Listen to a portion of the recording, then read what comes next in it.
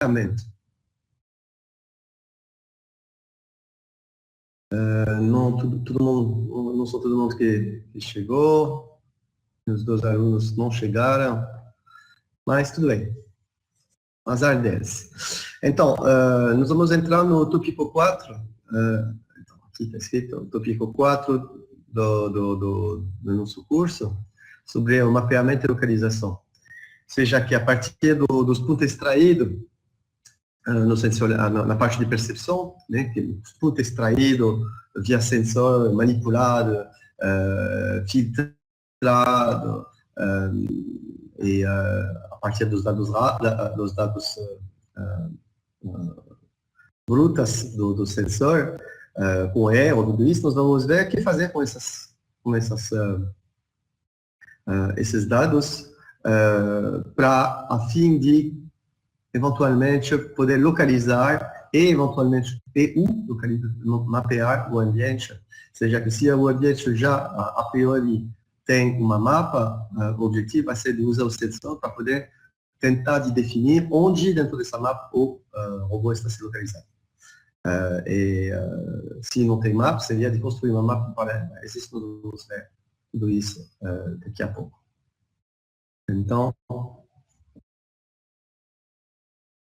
aqui, localização e mapeamento. Vai ser uma breve introdução. Então, é isso que eu estava falando. Estamos no C5 Axis, o gráfico do C5 Axis. Estamos nessa parte, saindo da percepção com, eventualmente, landmark ou meios de poder se localizar dentro de uma base, de uma mapa que é conhecida a priori. Dentro de uma mapa que está conhecida a priori ou dentro de uma mapa que estamos construindo em paralelo. Então, isso vai ser necessário de saber para definir onde que o robô está, para ele poder planejar, baseado na missão que ele vai ter, planejar qual é o caminho para chegar até seu alvo e uma vez que vai ter esse caminho, como chegar a executar esse caminho e fechamos a luta. Tá? Então, a localização e a determinação da pose do robô no ambiente, né? Ou seja, o robô saber qual é, no caso da gente particularmente, qual é o X, o Y e o θ do robô. Aí, então, temos várias possibilidades de estratégia. A primeira, por exemplo, é de usar a odometria apenas, ou seja, de usar o modelo de odometria que a gente tem do robô, sabendo a pose inicial do robô, a partir de lá, desenhar o caminho do robô, conhecendo a pose inicial do robô, conhecemos onde que ele está na mapa no instante T0, né, no início, né? E depois de começar a andar, usando o sensor proprioceptivo, como a odometria, né, para poder alimentar o modelo cinemático, né, que temos, para poder estabelecer com certa delta T a posição e a orientação do robô dentro dessa mapa. Mas vocês já estão percebendo que esse modelo que é inviável, porque estamos com, como a gente viu na fase de sensoriamento, né, com vários acúmulos de erro ao longo do tempo, só baseado na odometria, especialmente quando tem bastante vigilado, né? Mas, enfim, a estratégia de usar a odometria apenas necessita que a gente conheça a posição do robô dentro da mapa para poder saber aplicar o movimento do robô dentro do modelo cinemático, aplicando, definindo onde que ele está a cada instante. Tá? Mas com bastante erro. Uma coisa um pouquinho diferente, então, seria de usar um sensor de posicionamento global, ou seja, que em vez de calcular baseado no sensor proprioceptivo do robô, de usar um sistema que vai localizar o robô externo o robô externo, um sistema de localização externo que vai localizar o robô, como a gente viu, por exemplo, no GPS, no caso que você está fora, para poder dar essa informação para o robô sobre a localização dele do ponto de vista externo. Pode ser um sistema de câmera, de motion capture, de qualquer coisa, mas sensorialmente externo, que vai comunicar com o robô, o sistema com o qual o robô vai poder se apoiar para poder pegar a informação de localização. E no caso que o robô seja indoor, a gente viu que aí GPS não funciona, então tem que ser um tipo de GPS indoor, por exemplo, o Stargazer, que é projeção de padrão no teto para poder ser localizado. Mas de qualquer jeito, se não tem essa coisa, vai ter que esse GPS indoor vai ter que achar um outro jeito de se localizar. Então, para fazer isso, temos que usar uma mapa do ambiente e os próprios robôs do sensor, isso que nós vamos fazer, para poder tentar extrair landmarks e ser localizado dentro desses landmarks, baseado na mapa. E se não tem mapa, é o mesmo trabalho, só que a mapa vai ter que ser construída em paralelo a esse procedimento de localização. Ou seja, eu não sei onde que eu estou, mas eu estou vendo algumas landmarks. Então, dentro desses landmarks, que vão virar uma parte da mapa, eu vou construir e eu vou me localizar. Depois eu vou andar, eu vou ver outros landmarks e os mesmos landmarks vão se mexer, eu vou poder construir ao longo do tempo essa mapa, no mesmo tempo que eu estou me localizando dentro dela. Então, isso se chama de Simultaneous Localization Mapping, mas a gente chama isso de SLAM. Então, vamos começar com a localização com odometria. Então, a localização com odometria apenas, se chama também do dead reckoning, como a gente viu, torna a pose computada pelo robô cada vez mais distante da sua pose real, à medida que o robô se locomove, porque estamos integrando a cada movimento o erro de medida, o erro do modelo. O modelo pode ser que tem uma roda maior que a outra, ou um pouquinho mais murcho, a distância entre os dois pontos de contato das rodas, no caso do robô, né, diferencial não está exatamente no lugar que a gente está pensando. O mundo é cheio de incertidão, como que a gente viu, então não dá. Os atuadores também, de passar de tal velocidade a tal velocidade, às vezes não imediato, né? Às vezes sempre, não é você passar de 0 a 1 metro por segundo instantaneamente. Então tem uma certa fase de aceleração, e se você não integra isso dentro do seu modelo cinemático, fica com erro se acumulando, especialmente com rotação, como eu falei.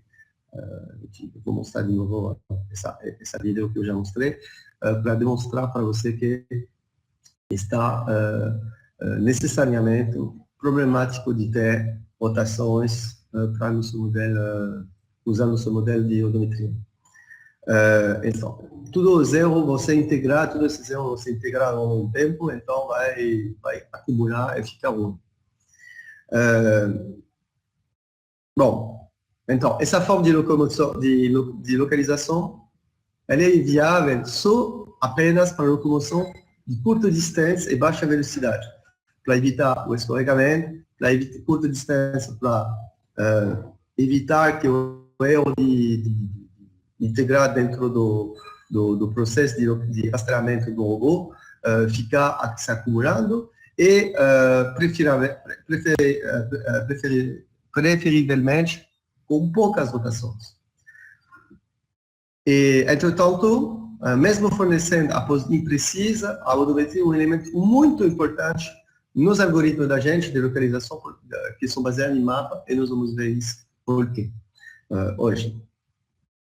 Aí a vídeo que eu já tinha mostrado, mas vou mostrar de novo para vocês, para reforçar de novo o...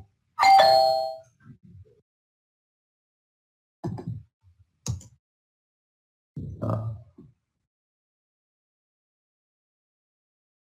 Alguém chegou? Okay. Então, aí você tem 3 robôs, um em cima do outro. O robô azul é o robô completamente, o robô de verdade. O robô verde e o robô vermelho vão ser representação, ou seja, o estimativo que o robô está pensando que está dentro desse ambiente. Sou baseado, o vermelho é baseado puramente com a odometria, seja a odometria só o modelo cinemático do robô, só o modelo cinemático do robô está usado para a leitura dos encoder vai alimentar o modelo cinemático do robô, o modelo da definição da odometria, né, odometria. E o verde vai ser onde que nós estamos considerando que o robô tem um sistema muito preciso de orientação, de detecção da orientação, um compasso, por exemplo, que ele está colocando. Aí é um contraste perfeito. Eu estou pegando diretamente a orientação do robô. E em vez de calcular via odometria essa orientação, eu estou integrando, né, seria um giroscópio, né, que seja muito bom, integrando dentro das equações para definir o θ do robô, eu estou colocando esse valor em vez da valor calculado a partir da diferença entre a velocidade das ondas. E aí vocês podem ver que logo cedo temos, aí ainda tá bom, já tem o robô vermelho que está começando a ser afastado do ground truth, que é o robô azul, e vocês estão vendo que a partir do momento onde eu coloco a rotação, com a rotação certa, a rotação muito boa aqui, estamos vendo que o robô azul, o robô verde está ficando bem pertinho, está grudado mesmo. De novo, está ficando um pouco. Você está vendo que ele fica bem grudado ao ground truth, seja que o estimativo é muito bom, mas o robô vermelho está completamente perdido. O robô que está completamente perdido em relação o robô que faz só a odometria. Aí não tem, já que o modelo, os desenhos, vocês podem ver que os desenhos dos 3 robôs são similares, só o robô vermelho está distorcido, significa que não tinha muito escorregamento. É simplesmente isso que significa. Mas as rotações estão ferrando. Tá? Bom. Então,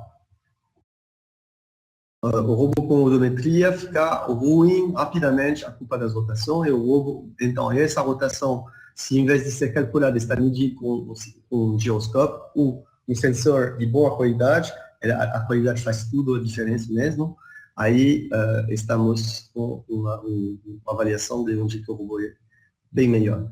Quando eu estava no Japão, a gente estava usando mesmo para um projeto de robô que temos, uma EMU que não estava tão cara, na época, mesmo não tão cara, estava mesmo cara, mas a qualidade dela não era tão boa e a gente tinha resultado realmente que estava problemático com a localização do robô dentro da mapa que estávamos tendo.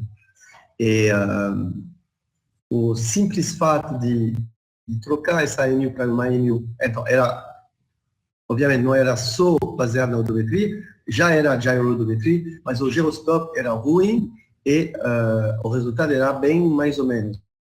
O simples fato de investir um pouquinho mais de dinheiro, bastante mais de dinheiro, dentro de uma EMU bem melhor, a gente, não era um problema de calibração, mas era um problema de qualidade mesmo, a gente conseguia melhorar muito, muito a precisão sobre o estimativo da pose do robô baseado na gyrodometria.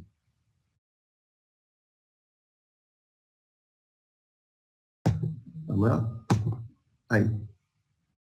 Bom, essa era a estratégia no caso que você não tem, você só tem sensor proprioceptivo.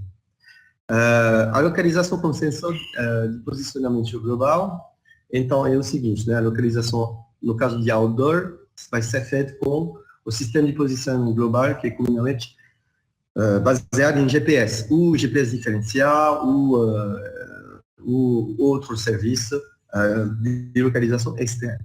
Aí não tem problema. Porém, temos o problema do indoor, que é um GPS denial environment, ou seja, onde que não dá para recuperar o sinal do GPS.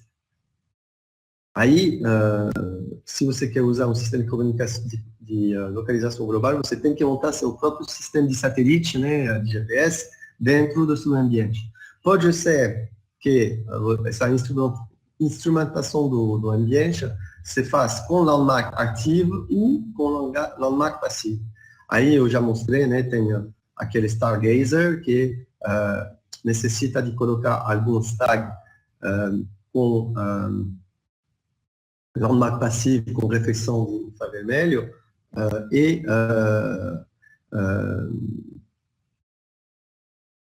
um projetor dentro do robô que vai jogar uma luz infravermelha com uma câmera que vai detectar esses padrões, essas marcas, e dependendo de onde que ela vai ver esses padrões, essas marcas, esses landmarks na imagem, ela vai estabelecer a posição e a orientação do robô, sabe? Mas necessita que você coloque esses landmarks em um lugar bem determinado dentro da sua mapa.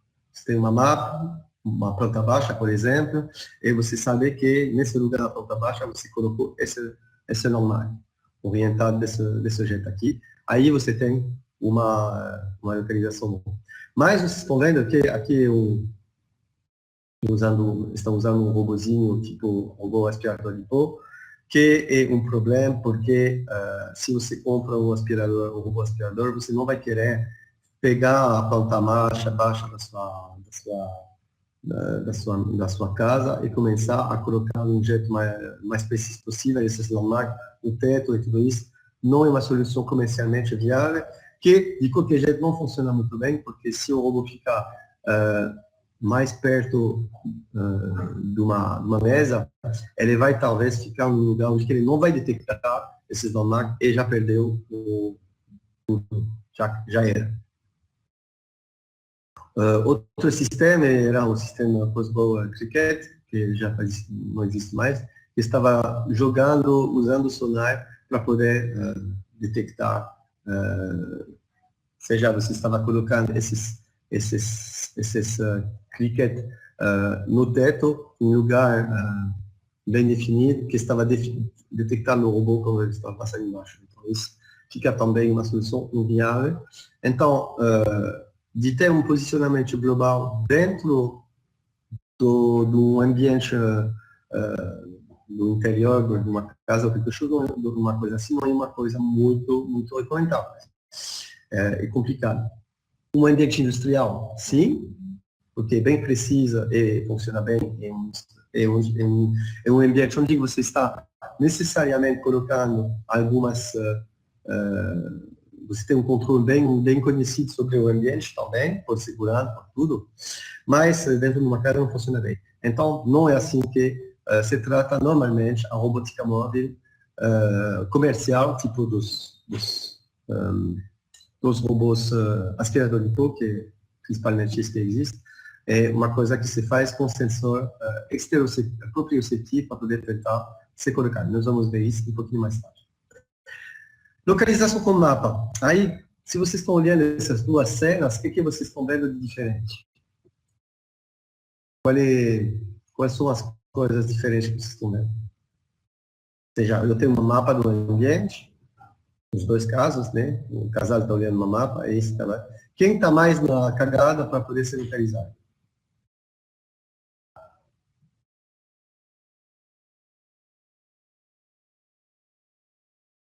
Ninguém? Quem acha que quem vai estar na cagada vai ser o... Quem que é mais perdido? Esse cara ou esse casal? Dá para ver da cara deles. Diz que é. Por que será?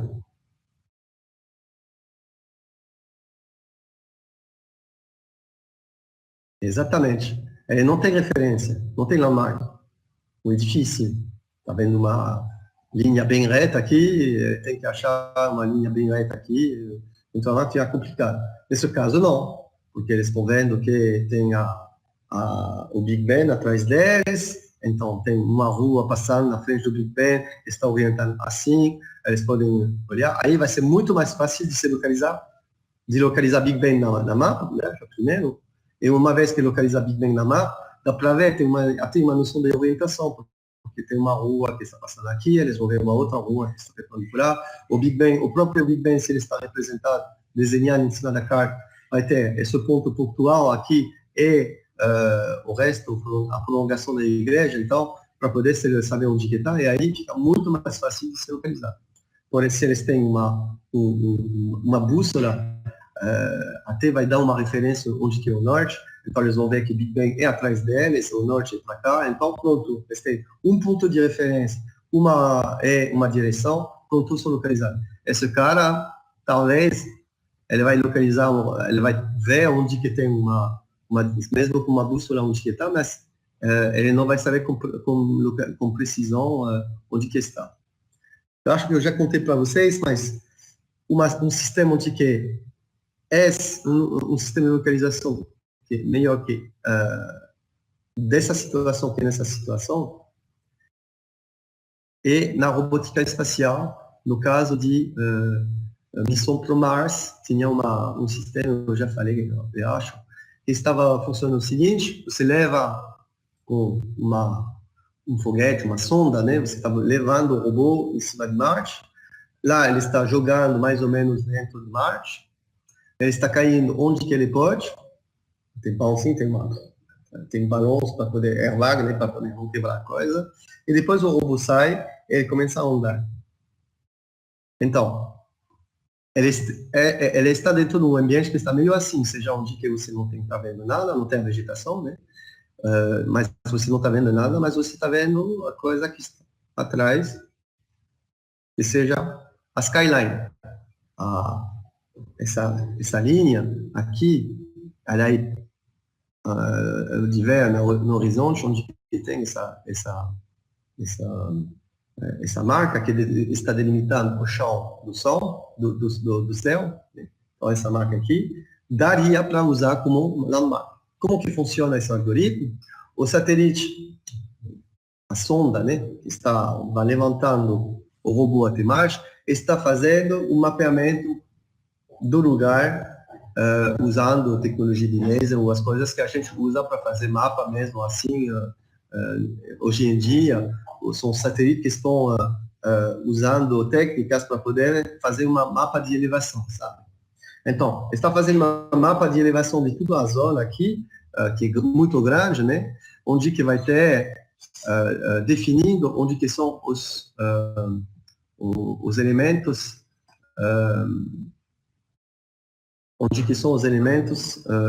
de montanha, elevação, colina e tudo isso, né? E aí, com esse modelo que a sonda passa da elevação de Mars, sabendo mais ou menos onde que o robô caiu, né? Nessa zona, estamos jogando nessa zona, estamos modelando essa zona em 3D e joga aleatoriamente robozinho virtual. Se o robô está nesse lugar lá, olhando nessa direção aí, o que ele vai ver? Seja que o robô vai carregar essa mapa do ambiente, né?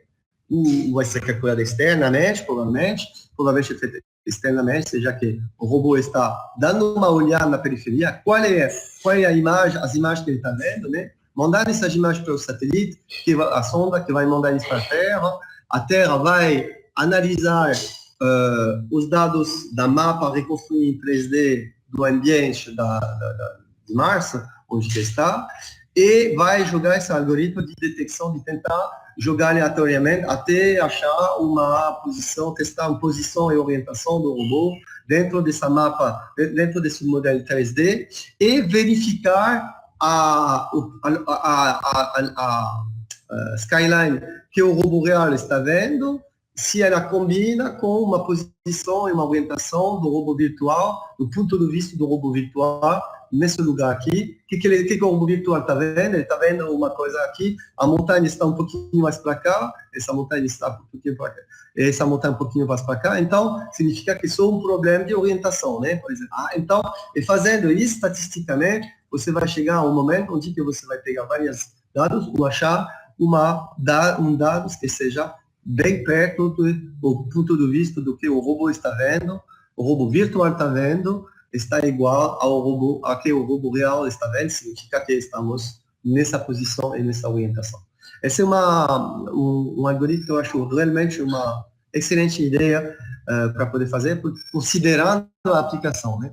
Então, tudo isso para falar que, dependendo da implementação, da aplicação, essa localização com o mapa vai ser uma coisa mais aplicada de usar e estar num ambiente com bastante de landmark conhecido, um mapa bem já feito, ou se você não tem landmark, não está ferrado, igual desse cara que está, obviamente, completamente perdido. Tá? Beleza? Então, mapas 2D. Uma mapa pode apresentar diferentes formatos e informação, por exemplo. Pode ser uma mapa topológica, que indica a interconexão entre os lugares de interesse.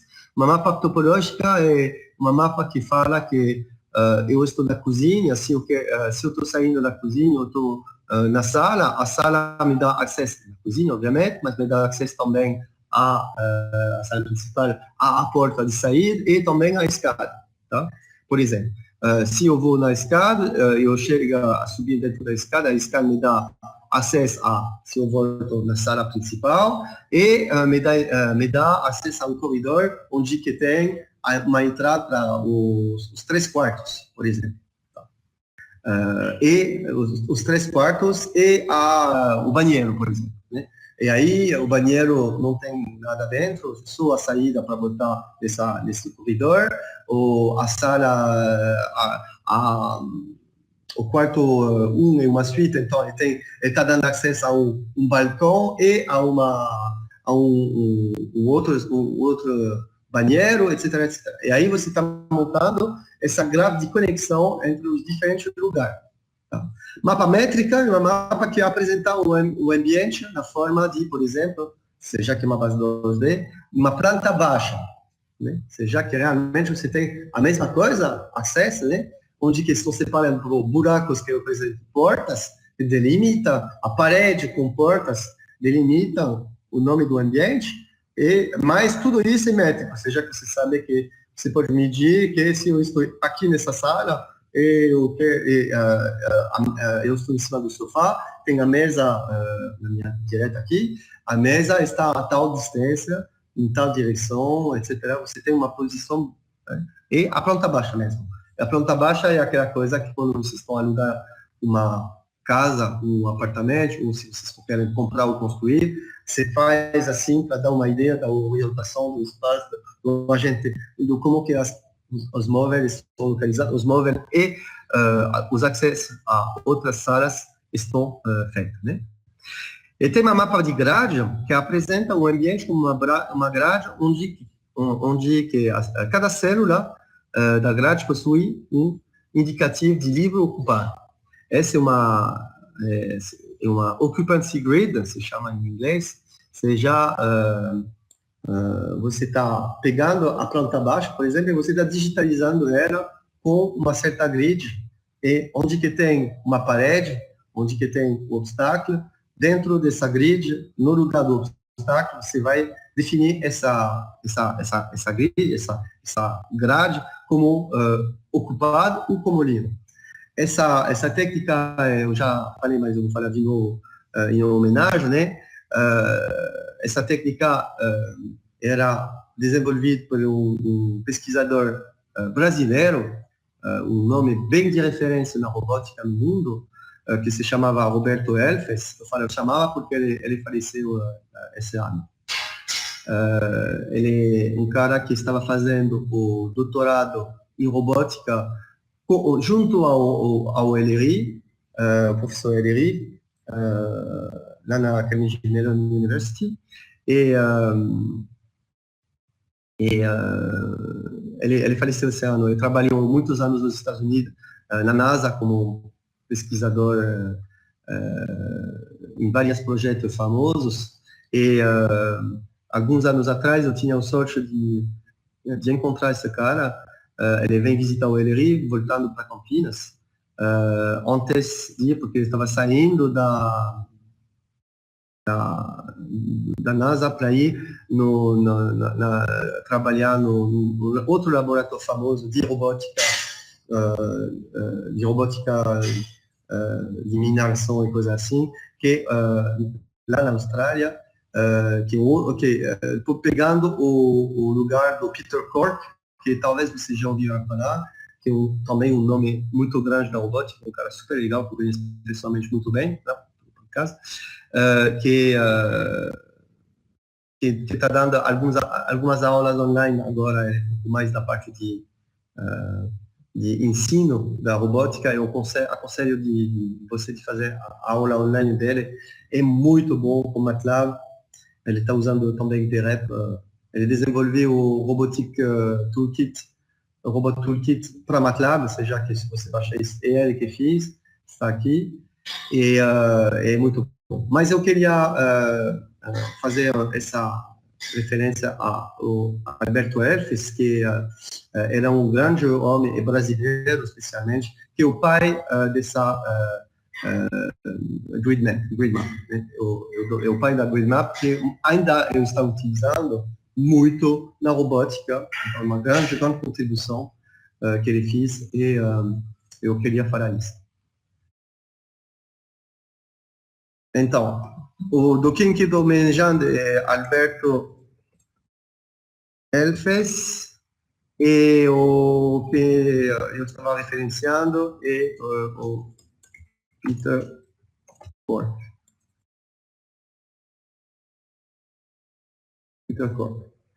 E se você colocar no online o Peter Cork, aula robótica, ele vai fazer. Ele está usando bastante a coisa da visão, tudo é feito com MATLAB, é super legal. As vídeos dele são ótimas. Minha disciplina aqui poderia ser só de você olhar o curso dele e fazer, mas é mais baseado na visão, mas tudo bem, é uma coisa que é sensacional. Realmente eu aconselho vocês de fazer essas aulas. Obviamente tem muitas coisas em comum com a minha, mas ele está fazendo com bastante exercício, realmente um nível muito bom. Tá?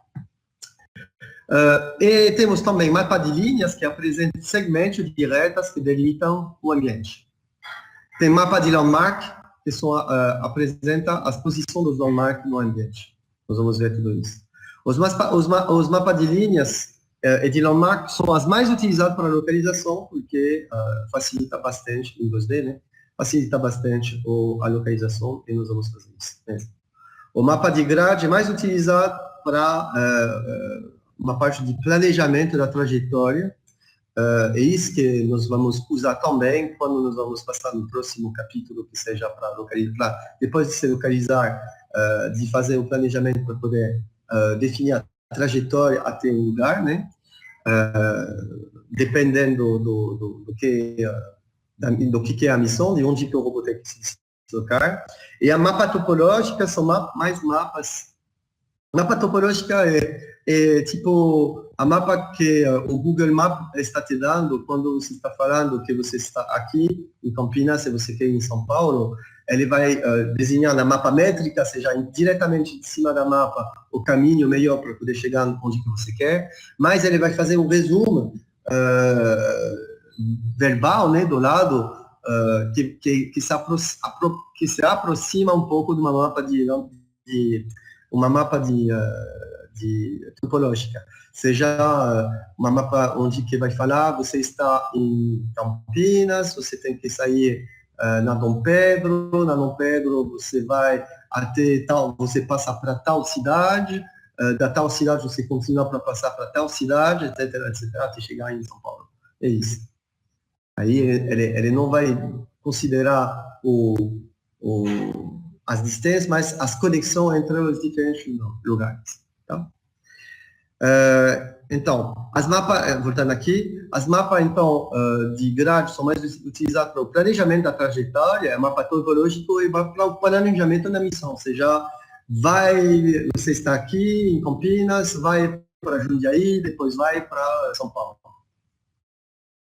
A mapa métrica é a mais utilizada, quer dizer, mais utilizada para simulação e visualização, né, para poder se localizar, para saber onde está. As outras, não tanto. Vamos ver as mapas de linhas, como que, por exemplo, no simulador Mobile Sim, que vem com o P3DX, que vocês vão usar se vocês estão fazendo a aula de Probabilistic Robotics do LRI do próximo semestre. Eu acho que é uma boa, para quem não fiz, né, já, eu acho que é uma boa aula a fazer, porque vai estender, mais aprofundar essas partes que nós vamos começar a ver a partir de agora sobre a localização e o mapeamento. Tudo esse se chama Probabilistic Robotics. É uma aula excelente para quem fiz aqui, com certeza concorda comigo, sobre a supervisão principal do professor LRI. Vai usar esse simulador 2D bem simples, que se chama Mobile Sim, para controlar o P3DX, né? E a mapa é definida com segmentos, então é simplesmente um text file que está passando um header, onde está passando a posição mínima é 00, ou seja, o 00 está aqui, a posição máxima é 4,68 m em X, e em X e em Y 3,20 m, tá? Então, esse ponto, esse é o 000 da mapa, esse é o ponto max post aqui. Aí, está colocando o robô nessa posição aqui, né? Estamos vendo que ele está em relação a esse frame aqui, que é o frame inercial, que é o cauchinho daqui, né? Do laboratório, né? Seria uma posição em X de 2,34 metros e de 1,60 m aqui, orientando com 45 graus, usando o desenho ícone. Tá? E depois a definição da mapa, depois desse header, temos a definição da mapa mesmo, que são linhas, que do 00 até 4.600 é 0, essa linha aqui. Depois temos uma outra linha, que é essa linha aqui, que é a segunda linha. Depois a terceira linha, eu acredito que então são 2.003.200 em Y, começando aqui, e que vai até aqui, então está definindo essa linha aqui. E viu, estamos definindo, mapeando só com linhas, seja um conjunto de 4 valores, 2 pontos, X e Y, estamos definindo esses segmentos, né? Tá bom? É assim que define a mapa. Mapa de linha, então, em MATLAB, Octave, então, cada linha do mapa contém 7 parâmetros, seja a posição XY do início da reta, a posição XY do final da reta, e os parâmetros da reta, eventualmente, seja calculado, né? Os parâmetros ABC para fazer aquela definição, né? A partir desses 2 pontos, podemos extrair A, B e C para definir uma linha, né? Então, esse define assim. Essa mapa é definida assim, a linha da mapa está definida assim. Então, essa mapa de longe, por que eu estou fazendo isso? Porque, definir assim, podemos usar essa mapa de linhas para fazer uma mapa de landmark.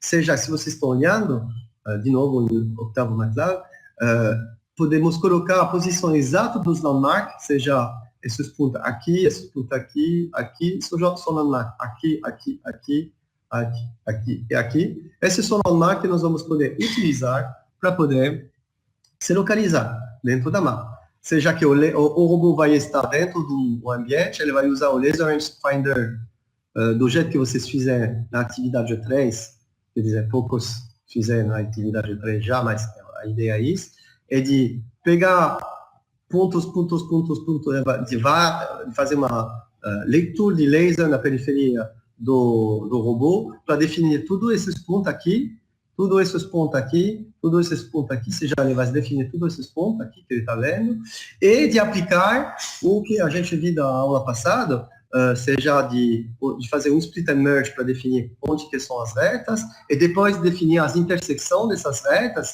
que sejam esses pontos aqui, que são os landmarks conhecidos, e de comparar esses landmarks, esses pontos de cruzamento detectados, a esses pontos definidos dentro da mapa. Ou seja, aqui temos esse ponto 0, 0 e o ponto aqui. Esse é um landmark. O ponto 0, 2 metros 28, 0, 2 metros 28, esse é o ponto aqui. Esse é um landmark. O ponto 920, 2 metros 28, esse é o ponto aqui. É só mais um landmark, etc, etc. Né? E aí, o último landmark é 4 metros 30, então 4 metros 30 deve ser por aqui em X, e 0 em Y, então é isso, e esse é o ponto aqui. Então aí definimos todos esses landmarks que são usados, que nós vamos poder detectar e comparar, conhecemos e comparar esses landmarks detectados do robô real. O robô real ele vai detectar com o laser rangefinder esses pontinhos, e probabilisticamente nós vamos falar esse ponto aqui, esse ponto aqui, esse ponto aqui, que o robô real está vendo, vão ser comparados aos pontos da mapa para poder localizar o robô dentro da mapa. Tá? Tá claro? Como que faz isso? A gente vai ver com mais detalhe mais para frente. Tá? A mapa topológico é assim, bem isso que eu falei para vocês. Você tem essa mapa aqui, onde que está definido só as conexões entre as salas. A sala A está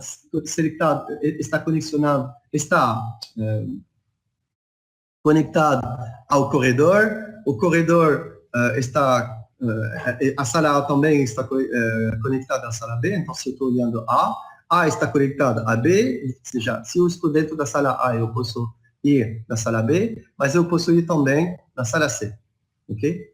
A sala C, que é esse grande corredor. Esse corredor está ligado à sala A, à sala B, à sala C, o hall, à sala E e à sala D. Se você está vendo, ele está conectado ao hall, sala A, sala B, sala C, sala D e sala E.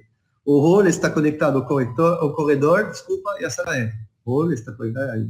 E aí você pode definir se eu estou na sala A e que eu quero ir na sala C, qual é o caminho, a sucessão de sala que eu tenho que fazer. Eu posso passar da sala A até o corredor, do corredor até a sala C, ou da sala A até a sala B, e da sala B até o corredor, e do corredor até a sala C. O que você pode fazer é atribuir nessas retas um peso de dificuldade, que seja a distância, ou um esforço para poder chegar. Por exemplo, se eu estou na sala A e que eu quero ir na sala C, eu posso colocar um peso para passar da sala A à sala C, que seja um peso de tanto, porque tem que passar a porta, é complicado, talvez tem que abrir a porta, então vai ter um certo custo, um certo peso, pode ser a distância também, né, para poder passar isso, mas vamos falar que um peso de passar daqui até aqui, porque tem que abrir a porta, né, que no acaso para passar daqui até aqui. Tem um peso também aqui de passar um pouco também fechado da sala B ao corredor e da sala C até o corredor. Então, o caminho, se tem esses pesos, e não tem peso quando não tem nada, né? Então, aí para passar da sala A à sala C, eu posso fazer o seguinte, seja de passar aqui até aqui, não tem custo, porque não tem portas, mas daqui até aqui tem uma porta, e daqui até aqui tem uma porta, aqui. Aí, na sala A, temos uma porta bem difícil de abrir, ele vai passar aqui, então ele vai acumular a distância com o esforço para passar aqui. Então, de sala A até sala C, eu tenho que fazer o seguinte, ou eu posso fazer o seguinte. Talvez passando para cá é melhor, porque aqui não tem portas, então o caminho parece maior, mas o peso vai ser menos complicado a fazer, então talvez não é o mais óbvio, né, de passar aqui e aqui e entrar, talvez é mais difícil porque tem uma porta fechada aqui, então ele vai fazer isso, passar aqui, não tem porta, e entrar aqui, tá bom? Essa é a ideia dessa coisa. Aqui temos uma aplicação que eu desenvolvi um tempo atrás, esse é o SA, o laboratório mesmo. Aqui é, até não dá para ver, mas é aquela parte onde que temos o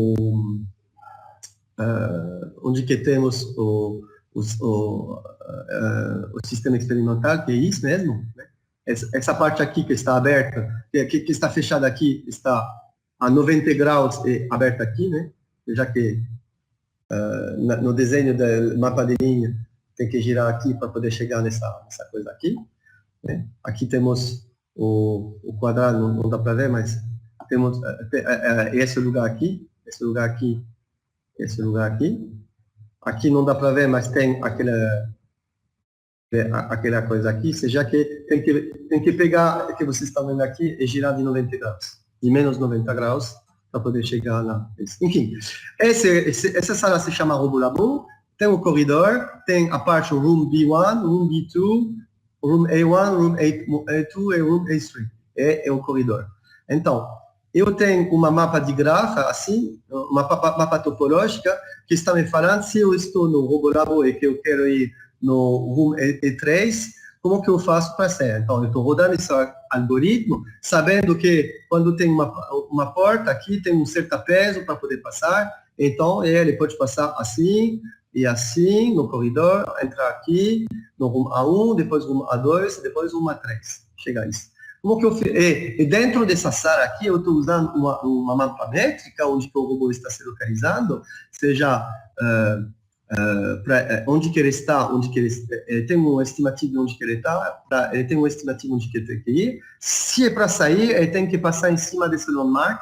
Então, o objetivo é, se ele está aqui, ele tem que ir aqui. Aí ele vai ter uma linha reta que ele vai detectar para poder se localizar. Ele vai passar em cima do RFID bem preciso, que vai relocalizar ele e reorientar e saber onde que ele está precisamente no mapa, seja zerar a odometria. No momento que ele vai passar em cima desse RFID, ele vai zerar a odometria e aí ele vai ter uma curta distância a fazer, meio cego, vamos falar, com a pura odometria. Ele vai passar, então, para passar isso, e a partir do momento que ele passa em cima do RFID, ele está zerando a odometria, ele está sabendo onde que está, ele tem uma orientação apropriada, porque tem uma linha para orientar ele, e ele vai passar, e ele vai saber que ele está passando do Robolabo a corredor. De lá de corredor, ele vai ter uma mapa, ele vai usar a mapa métrica, né, para poder se deslocalizar até essa porta aqui, que tem do mesmo jeito um RFID para poder zerar o odometria, para poder falar, eu estava no corredor, eu estou entrando no A1, e aí, etc, etc. Tá? Beleza? Ok? E aí tem um painel, muitas RFID no chão para poder separar a mesa, a sala B1 da B2, e, obviamente, ele vai passar em cima de um deles para saber, seja que o ambiente está levemente instrumentado para poder ajudar a se localizar, tá? Então, e isso faz... Dá para colocar ponto de interesse, além disso, eu vou explicar nessa vídeo aqui. Então, o robô está aqui, estamos navegando dentro do menu, para poder falar que eu quero ir no Room B2. Ele falou, eu quero ir no Room B2. Room B2, e ele está lá atrás. Aí o robô vai fazer uma mapa primeiramente, ele vai definir a mapa topológica que está. Se eu estou no Room B2, se eu estou indo no Room B2 e que eu quero ir no... e que eu estou no Robolabo, eu vou ter que fazer que ele está olhando essa mapa de topológica, fala que eu tenho que ir no corredor, e do corredor ele tem que entrar no Room B2. Tá? E aí ele vai fazer, então, para passar do Robolabo ao corredor, eu vou ter que ir nesse ponto aqui. Esse ponto aqui é o ponto de saída. Então, ele vai até lá, ele está tentando fazer uma mapa métrica com planejamento, tá? Ele está tentando seguir esse planejamento, ele está fechando esse cycle. Aqui ele chegou no ponto onde que está perto dessa linha preta. Lá ele vai entrar numa moda onde ele vai procurar essa linha preta e avançar, e tentar seguir, fazer seguidor de linha, onde que ele vai andar mais ou menos reto, e a um momento ele vai passar em cima do RFID, que vai detectar, que vai falar, opa, você chegou a transição entre esses dois lugares, e essa transição entre os dois lugares está exatamente no meio da porta aqui. Então ele vai saber com localização, zerar a odometria, ele vai saber onde que está nessa mão. Tá? Que acontece aqui, pip. De lá, ele chegou, ele zerou a odometria, viu? Até o verde se mexeu. Lá, ele vai saber que ele tem que ir nesse ponto perto aqui de approach da coisa. Ele está fazendo, ele está chegando aqui. Ele está chegando perto, pip, chegou perto, orientação, pronto. Aí o usuário está mudando de opinião, ele está falando, eu quero ir não só na sala, mas eu quero ir no ponto de água, fazer uma ação para ir beber uma coisa. Ele vai até o mais perto, water. Aí ele está selecionando o water, o ponto de água está aqui, na verdade. Tá? Então, selecionou o water. Seja que o robô está tirando o foco de até aqui, ele vai aqui, o robô 2 é isso, ele vai pegar essa água, uma vez que fez, ele continua, ele inseriu dentro da mapa, dentro do planejamento estratégico, dentro da missão dele, ele se desviou, ele tinha que ir aqui, né, dentro dessa sala. Mas ele se desviou, na entrada dessa sala, pelo menos. Mas ele desviou para poder fazer isso, e lá ele está tentando ir naquele lugar. Ele chegou na entrada do room B2, que é o room B2 aqui, o usuário está falando, eu quero ir até acho que é esse lugar aqui, o A3, A1, A2, A3, aquele aqui, A3, então, mesma coisa, mapa topológica primeiro, da mapa topológica, dentro de cada um, ele vai fazer uma mapa métrica para poder se deslocar onde que ele quer, ele vai chegar, lá ele está no corredor, do corredor ele tem que ir no room A1, aí ele está métrico na entrada, ser ressynchronizado, relocalizado, zerar, aí ele vai até o ponto de saída entre A1 e A2, etc, etc. Tá? Tá bom? Tá claro como funciona aquela implementação, usando mapa topológica e mapa métrica também? Com peso? Sim, tá bom.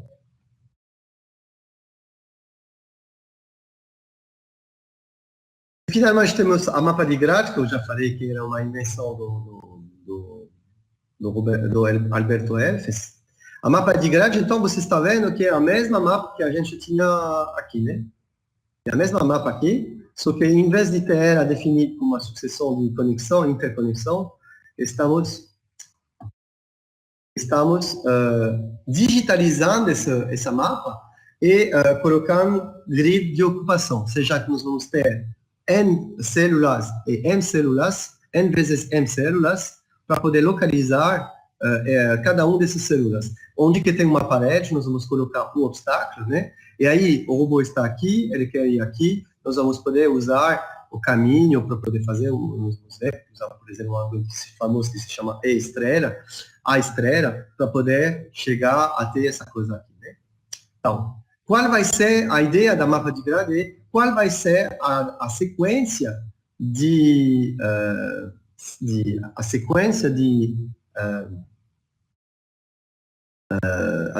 célula a atingir para poder chegar até, eu estou aqui, eu vou passar essa célula, depois dessa célula, depois dessa célula, etc. Para poder chegar a fazer o caminho mais perto para poder chegar aqui. O ideal seria fazer uma coisa assim. Assim, depois assim, assim, assim e assim. Esse vai ser o caminho assim. Mas vocês estão vendo que as células cinzas são os obstáculos, as células brancas são as células não ocupadas, que podemos ir, né? Vocês estão percebendo que, dependendo da resolução que a gente coloca, se a gente coloca uma resolução, seja que essa grid está bastante grande, pode ser que dependendo do tamanho, a gente perde, se vocês estão olhando aqui, por exemplo, tinha um jeito de passar da sala A à sala B, né? Tinha um buraquinho aqui, que provavelmente o que aconteceu aqui, se vocês estão vendo, ele está tampando aqui. Provavelmente, o que aconteceu aqui é que o espaço estava menos, o espaço livre aí era menos que a seleção da grid que temos. Talvez é isso que aconteceu. Então, aí, tinha ponto ocupado dentro dessa, um pontinho, um pouquinho ocupado dessa grid, estava um pouquinho ocupado por mal sorte, né? E tampou, mesmo se aqui estava aberto, um pouquinho estava fechado aqui, então tudo a grid está ocupada, então não está mais considerado como um lugar onde o robô pode passar. Então está fechado. Isso é um problema. Isso depende do tamanho da grid que você faz. Então teria que reduzir o espaço da grid que está aqui. Mas se você está reduzindo o espaço, a distância, essa grid é uma grid, por exemplo, de 50 por 50 por 50, pode passar de 30 por 30, 20 por 20, mas a digitalização. Mas aí você vai ter muito mais a explorar para poder fazer o caminho até o destino, né? Já que vai ficar mais pesado. Então, essa perda de resolução, ela é diretamente em função da discretização no mapa métrico, dependendo do tamanho do meio que você está tomando. Tá? Bom, os algoritmos de localização baseados em mapas, então, eles são o seguinte.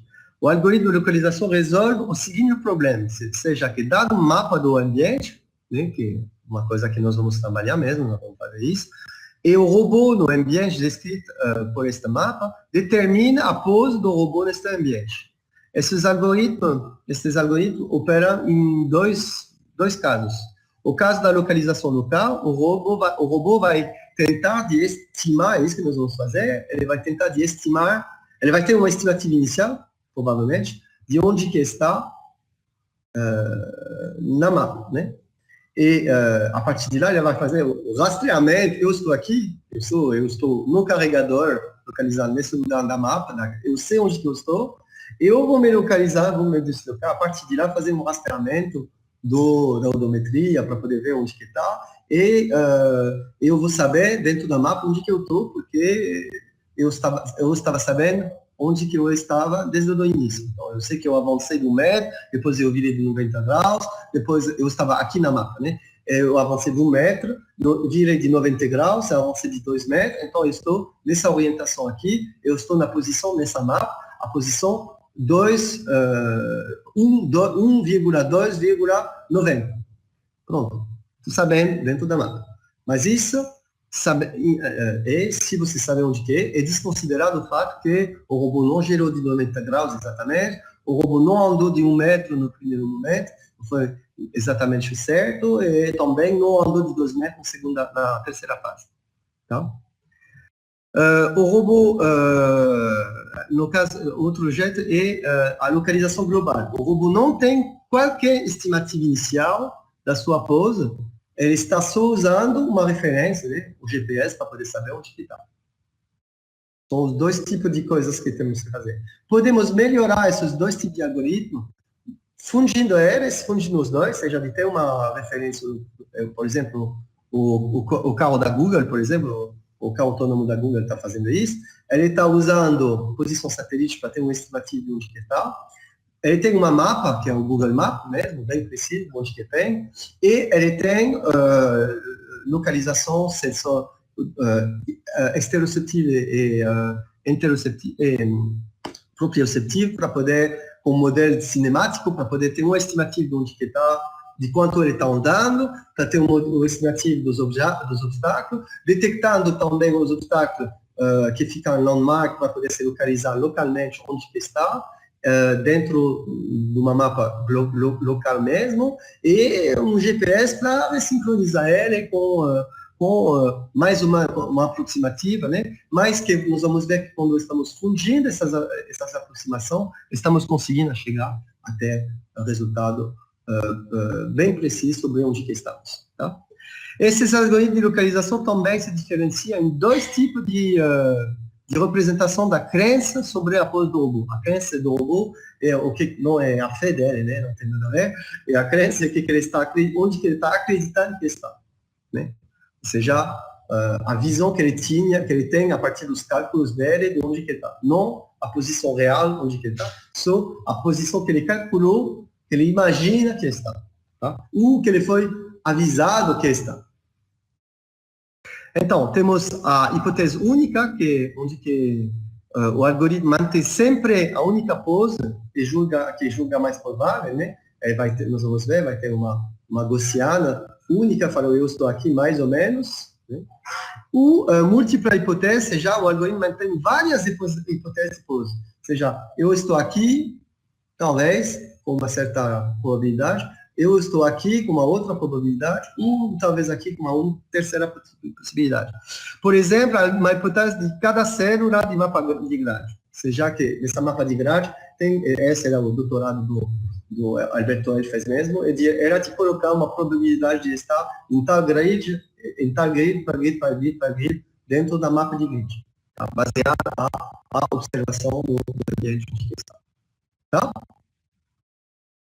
O algoritmo de localização baseado em mapas são assim. Tipicamente, o algoritmo de localização opera da seguinte maneira. Ele vai ter um robô que vai usar os próprios sensores estereoceptivos, no caso, o sensor, o sonar, o laser rangefinder, nós vamos usar o laser rangefinder, para detectar landmark ao seu redor. Ou seja, que ele vai detectar, ele vai ver, o robô está achando que está aqui, ele vai detectar um landmark aqui e um landmark aqui. Conhecendo os landmarks, nós vamos pegar esses landmarks, esses dois landmarks, são esse landmark e esse landmark aqui, que correspondem a esse landmark aqui e esse landmark aqui. Então, ele está detectando uma certa posição e orientação em relação a esses dois landmarks. Então, o robô está achando que está aqui na mapa, mas, na verdade, ele está detectando o landmark aqui, seja que ele está errado em certa distância, seja que, na verdade, o robô está aqui. Então, podemos corrigir. Ele está achando que está aqui na mapa, porém, ele está detectando isso e isso, significa que, então, ele não está aqui, mas aqui, porque os landmarks que ele está detectando estão, na verdade, nessa distância dos landmarks da mapa. Vocês entenderam? Tem um robô que está pensando que está aqui, ele está vendo esses dois pontos, a tal distância. Então, ele está falando que estou a tal distância desses dois pontos. Está exposto em relação a esses dois pontos. Agora, vou olhar na mapa, esses dois pontos estão aqui, e a distância do robô, se esses dois pontos estão aqui mesmo, e que a distância que ele está detectando até esses pontos é isso, o robô, na verdade, na mapa, está aqui, e não aqui como ele está achando. Então, pronto, zeramos a odometria, corrigimos a odometria. Não, robô, você não está aqui, modificamos a crença dele de estar nessa posição x, y, θ, para colocar isso a x, y, θ aqui, tá? Nesse caso, né, provavelmente o problema que está acontecendo é que o robô está com uma pose no eixo x aumentando de uma distância d. Então, vai ter que subtrair no x dele essa posição d. Tá? Essa distância d. Tá claro? Tá? Então, o robô usa o sensor estereoceptivo para detectar esses landmarks, bem como a distância até esses landmarks. Lá, o robô associa os landmarks detectados aos landmarks da mapa, ele está sabendo que esses são esses, e ele faz a diferença de posição onde ele está achando que está com a posição real e utilizar essa correção para corrigir a odometria dele. A crença dele sobre onde ele está. Tá claro? Simples, né? É um processo simples. Como detectar esses landmarks? O robô vai usar o laser rangefinder para poder detectar. O robô real está detectando esse laser rangefinder para poder fazer as mapas de linha que a gente viu, detectar os cruzamentos e reconhecer que aqui e aqui temos esse vai ter que ver como que ele está sabendo que esses dois pontos que ele está detectando são esses dois pontos aqui e não esses dois pontos aqui ou esses dois aqui. Aí vai ter, dá para ver porque não é a mesma distância entre os dois, etc, etc. Tá? Ele vai detectar, na verdade, esses landmarks aqui, aqui, aqui, aqui. Tá? Beleza. Então, a mapa está aí, ó. A localização está aí, ó. Localização, as dificuldades. Então, como vocês sabem agora, né, temos um grande problema que é a imprecisão do sensor. Como as medidas do sensor contêm um erro, a detecção dos landmarks também, de um jeito inerente, vai ter imprecisão. Para essa razão, técnicas de localização devem ser baseadas em método estocástico, probabilístico, que é tudo o tema da aula do LRI no próximo semestre. E realmente eu acho que vocês deveriam fazer, se não foi feito. Se não foi feito já. Daí, a importância de estimar os erros de sensor, bem como modelar como esse erro impacta que na estimativa da pose do robô, está ficando muito importante, né? Seja que temos um erro que nós vamos propagar, né? Tem um erro que vai se propagar, seja que no início o robô está nessa posição e orientação, a odometria sabemos, temos uma estimativa que cada vez que ele vai andar, a crença dele está aqui com essa crença e com uma gaussiana, né? Seja que eu estou aqui, mas talvez eu estou um pouquinho aqui, um pouquinho para cá. Quando ele vai andar, realmente ele vai andar 1 metro, mas aí esse metro vai ser talvez 99 centímetros, menos 84 centímetros, dependendo dessa coisa. Ele vai continuar a andar, esse erro vai se acumular, né? Então, na média, ele vai estar aqui, a 1 metro, mas na verdade não vai ser 1 metro. Depois, você vai querer avançar de mais 1 metro. Então, esse erro vai se propagar, seja que, em vez de estar a 1 metro à frente, a mais ou menos 5 centímetros, mas já vai ser a mais ou menos 8 centímetros. E você vai acumular esse erro ao longo do tempo, né? Então, esse erro vai se propagar, do jeito que a gente viu da outra vez. Com consequência, as técnicas fornecem uma estatística da pose do robô. Por exemplo, uma valor médio em desvio padrão. Tem outra dificuldade que, por exemplo, o sensor aliasing. O que é esse sensor aliasing? O sensor aliasing é uma situação onde que o sensor do robô fornecem a mesma leitura para diferentes locais. Seja, aqui você está vendo que esse robô tem uma pose assumida aqui porque ele está vendo esse landmark dessa distância, mas esse robô também. Aí, bom, claro, vocês estão falando, mas não orientando do mesmo jeito. Mas pode ser que o robô está desorientado mesmo. Porque eu falei, se lembra que eu falei para você, do Airdrone 1, que eu tinha, que eu tenho, o primeiro drone comercial que tinha, ele tinha um giroscópio dentro que estava tão ruim que depois de nem 10 minutos de uso, que era mais ou menos o máximo do uso da bateria dele, ele tinha um drift tão grande que a orientação que ele estava achando que estava era errada a 90 graus. Seja que poderia ser um momento aqui, seria 10 minutos de uso com o mesmo sensor giroscópio, né? O mesmo giroscópio, né? Iria ser a mesma coisa. Estava aqui, o robô estava realmente andando, ele está aqui, mas ele está com o giroscópio que ferrou e que está deixando uma orientação mais para cá, e ele está vendo esse landmark, então para ele faz todo sentido de estar de assumir que está vendo esse landmark aqui L2, quando na verdade ele está vendo esse landmark L1. Esse se chama de sensor aliasing. Esse é um problema. Outro problema é a correspondência do landmark. Como que eu vou saber que esses 3 landmarks aqui não são esses 3 landmarks aqui? A distância relativa entre eles, pode ser um jeito. Pode ser que, aqui o caso é muito simples, né? Mas como que eu vou saber tudo isso? Esse pode ser um problema. Uma solução, então, é de diferenciar esses landmarks, colocando uma assinatura neles, seja um padrão, talvez um RFID, um QR Code, uma coisa, para falar que esse landmark é o landmark 0, esse landmark é o landmark 1, esse landmark é o landmark 9, por exemplo. Mas isso significa que você tem que instrumentar o ambiente. E aí não tem problema de localização de QQ.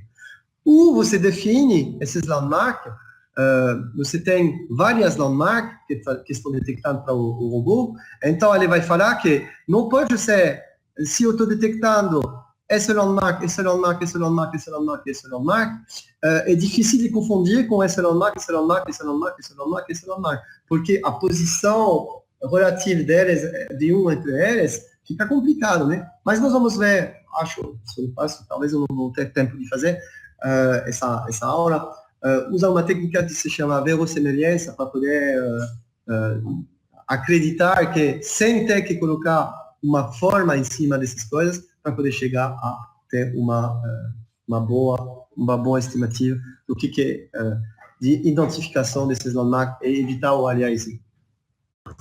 E a representação da crença, o belief, né, sobre a pose, era aqui. Quando ela está continua com uma hipótese única a se representar assim, ou seja, eu acho que no eixo X eu estou na média aqui com um desvio padrão de tanto, de mais ou menos 0,5 metros, por exemplo, né? O desvio padrão, você se lembra, né? Eu vou mostrar depois como que é a coisa, tá? Ok? Ponto. E quando é uma hipótese contínua, mas múltipla, temos múltipla hipótese, seja o robô está aqui, o robô está aqui, eu não sei. Aqui é um rastreamento que estamos fazendo, seja, a gente sabia onde que o robô está e estamos só tentando, rastreando essa coisa aqui, né? Essa média e desvio padrão. Tá? Aqui não sabemos onde que estamos, provavelmente estamos aqui, mais provável que está aqui, mas temos múltipla hipótese. Tá? Essa representação pode ser contínua, mas pode ser é mais fácil de gerenciar, pode ser discreta, ou seja, em vez de ter uma linha contínua, estamos digitalizando a posição X, e temos algumas coisas assim, tá?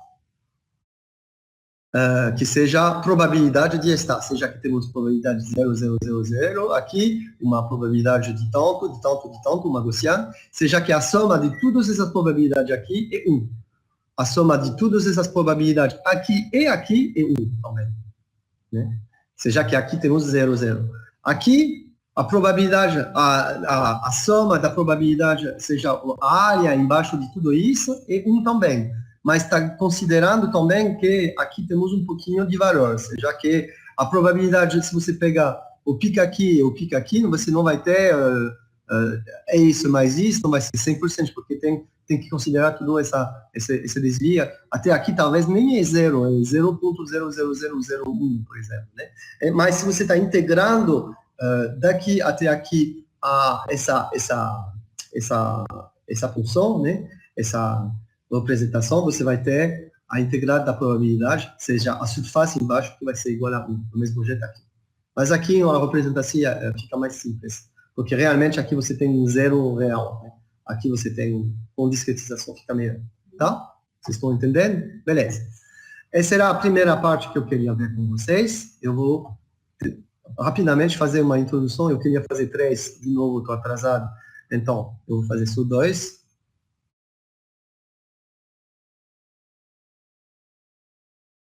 Então, vamos lá. Nós vamos falar da localização, uma introdução sobre a localização baseada em mapa. O objetivo vai ser de entender o conceito básico de mapa para o robô móvel, a localização do robô móvel. Aí, temos o Sicily Act, como que eu falei, e temos essa parte aqui, que nós vamos analisar, né? Estamos aqui, seja que depois de fazer o sensoriamento, de filtrar e extrair as informações importantes, temos elementos que vão permitir a gente de se localizar dentro de uma mapa que está dado, já uma mapa que estamos construindo. Uma vez que isso é feito, nós vamos passar para essa posição, para a parte cognitiva de fast planning, que dependendo da missão vai definir, sabendo onde que eu estou sabendo agora onde que eu tenho que ir, então eu vou calcular o caminho dentro dessa parte aqui, o caminho para poder chegar até onde que eu estou, até onde que eu tenho que ir, e depois eu vou seguir esse passo que eu vou executar e continuar. Tá? Seja o seguinte, só um segundo.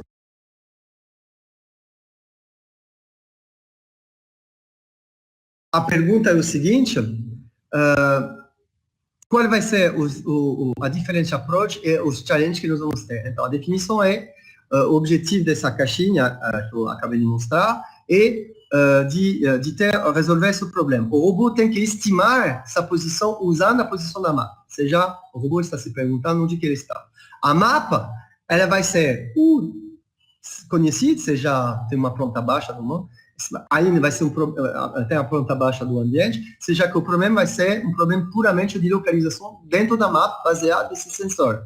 Sim, a gente não tem uma mapa, nós vamos ter que construir essa mapa em paralelo, que é o famoso SLAM, Self Localization and Mapping. Tá? Para poder fazer isso, o challenge vai ser o seguinte, de medir e o problema vai ser isso, que tanto os medidos que os mapeamentos, que as mapas estão, tem erros dentro da mapa. A mapa não está certa, não está representando exatamente a realidade. E também as medidas não são tão legais, né? Dependendo do sensor, pode ser um sensor muito ruim até, mas como que nós vamos fazer? Então, esse é o primeiro challenge, e que nós vamos ter erro tanto na mapa que na medida. Então, o robô vai ter que lidar com essa incertidão e por isso que nós vamos ter que usar ferramentas probabilísticas para poder se localizar dentro da mapa que estamos recebendo, que está com erro também, o que estamos construindo com erros. Tá? Esse vai ser o problema. O jeito de fazer, então, vai ser o System Act, nós vamos tirar o Act, nós vamos fazer só o Act em si. Né? Nós vamos tirar a parte de Sync, né? Mas só o Act em si. Seja que, nesse caso, essa parte vai passar reto, porque vai fazer uma vez, eu estou aqui, eu quero ir aqui, na Michel Cohen está falando isso, então o robô vai fazer isso, ele vai se deslocar, sem modificar o ambiente, o passo não vai ser modificado. Ele vai continuar a seguir o passo, porque o passo vai ser definido uma vez só, etc. Tá? Mas, enfim, nós vamos usar, então, o Act e C-Cycle. Seja que, na parte de Act, o robô vai andar. Ele vai seguir um caminho que está já predefinido, né? Ele vai andar um pouco. Andando um pouco, ele vai ter o problema seguinte, que é que o certidão sobre onde que ele está vai reduzir, porque, como que eu falei, ele está pensando que ele vai avançar de 1 metro, mas ele está avançando, na verdade, de 96 centímetros só. Porque tem o erro, está escorregando um pouco, e tem o erro de medidas em corda, que faz que a probabilidade de estar em um lugar vai diminuir. Seja que, na média, ele vai estar a 1 metro, mas, na realidade, a gaussiana vai ter um desvio padrão maior, que vai se espalhar, o certidão dele vai baixar, se representamos isso como a gaussiana vai perder em altura, né, e vai aumentar, vai ficar gorda, né? Seja que vai ficar mais uma baixinha gorda, em vez de ser uma alta fina, a gaussiana, tá?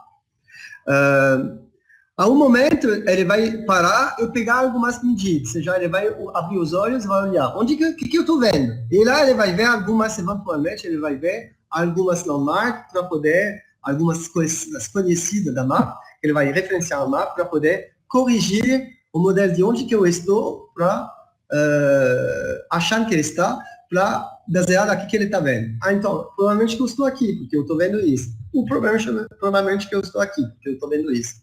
Provavelmente que eu também não é isso, etc. E nós vamos corrigir, fundindo essas duas informações que vem do ACT e do C, para poder ter uma probabilidade melhor, um conhecimento melhor de onde que está. Mas vamos ver como isso funciona. Vamos imaginar, então, que esse robô, temos um robô, ele está acordando, o robô não está sabendo onde que está na mapa. Ele tem uma mapa que tem 3 pilares, assim, né, que é capaz de detectar, né. Vamos falar que é um robô que vai só na direção X, né. Ele tem um detector de pilar que vai dar uma distância até o pilar. Mas a distância, ele não pode detectar muito longe, ele pode detectar até uma certa distância. Então, o que vai acontecer? Primeira coisa, o robô ele está acordado, então ele não está sabendo onde que está.